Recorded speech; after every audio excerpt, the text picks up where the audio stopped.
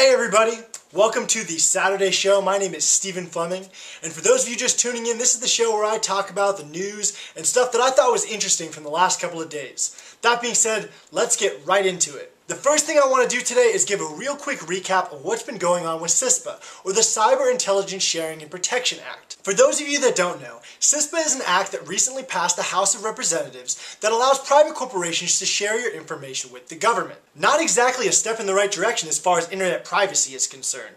The good thing is, though, is that representatives from the Senate are basically saying that this act is dead in the water. Senator Jay Rockefeller has been commenting that because privacy protection is so insufficient in CISPA, that most likely they're going to table the issue and their committees are going to try to come up with something better. This next story comes out of the University of Arizona, where a student has taken it upon himself to basically be a college extension of the Westboro Baptist Church. Dean Saxon, a student at the University of Arizona, has been preaching on campus condemning gays and premarital sex havers and masturbators and Muslims and pretty much telling everyone on campus that they're going to hell. Everyone at the University of Arizona seems to have gotten used to having Dean Saxon around, or as they call him, Brother Dean, but this week he went and did something a little crazy. Big thanks to YouTube user JSXS217, thanks for making that easy to say, man, for shooting a 27-minute video of Brother Dean's antics. Dean Saxon is seen in this video holding a sign that says, "No joke, you deserve rape." Obviously, students at the University of Arizona were not particularly excited about this sign. I'm putting a link to the full video in the description down below, and I recommend you guys take the time to check it out. One of the things I noticed from watching Dean interact with all the students on campus in this video is that he's quite possibly one of the least articulate protesters I've ever seen.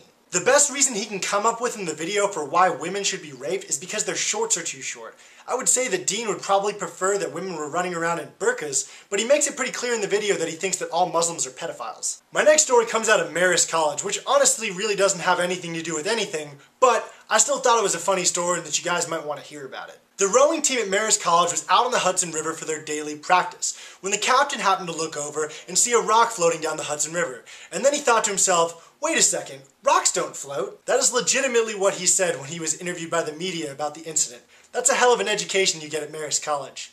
What the object turned out to be is actually almost stranger than a giant floating rock. As you can see in the pictures, the rowing team found a 7-foot tall, foam and fiberglass giant head.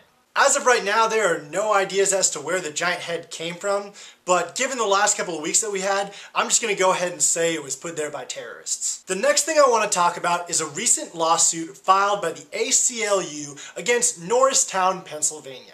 The incident that led to this lawsuit revolves around a woman who is being evicted from her own home for reporting domestic violence. According to the police, this woman had called them on multiple occasions to report her abusive boyfriend. But as it turns out in certain parts of Pennsylvania, when you've called the police for a domestic disturbance 3 times, they evict you from your home. The ordinance has a very clear 3-strike policy on domestic disturbances, and it's fairly obvious why the ACLU is upset about this situation. The woman has actually commented that she was reluctant to come forth about her boyfriend abusing her because she was concerned about this ordinance. Who came up with this law? Scumbag Steve? I think that might be enough talking about stupid people for one day. No wait, there's more. This next one comes out of the University of California at Irvine, where Lambda, Theta, Delta thought it was a good idea to make this video. All dressed up in black and white, and you're dressed in that dress I like. As an Asian American fraternity, you would think that they would realize that painting one of their members up like a black person in a video might be viewed as a racially insensitive thing to do. Various student organizations on campus, as well as the administration, have obviously condemned the video, and happily the fraternity has issued an apology, as well as taken down the video. Unfortunately though, guys, the internet got a hold of it before you could take it down. The last thing that I want to talk about today is the Live Below the Line challenge. For those of you that are not familiar with Live Below the Line, I'm going to put a link in the description down below, and I strongly recommend you check out their website. 1.4 billion people live on the planet right now in what's considered to be extreme poverty. Extreme poverty is defined as living on less than $1.50 every day. The Live Below the Line challenge begins on April 29th and ends on May 3rd. What it entails is living for those 5 days on only $7.50 worth of food. If you want to get an idea for how little food $7.50 will buy you, Buzzfeed has a great video that shows you how much food $5 will buy you around the world. I'm including a link in the description down below, or you can check out the annotation. Live Below the Line started its campaign in 2010, and over the years a handful of celebrities have taken up the challenge.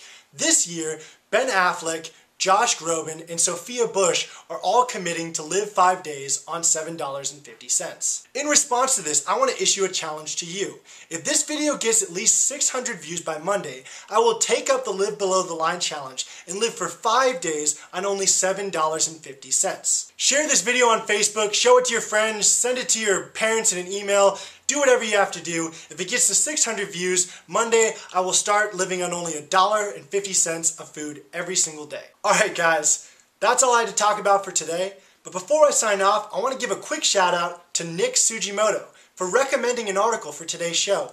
If you guys ever have any recommendations or anything you want to say, use the comment section down below. That being said, my name is Stephen Fleming, and I will see you guys on Wednesday.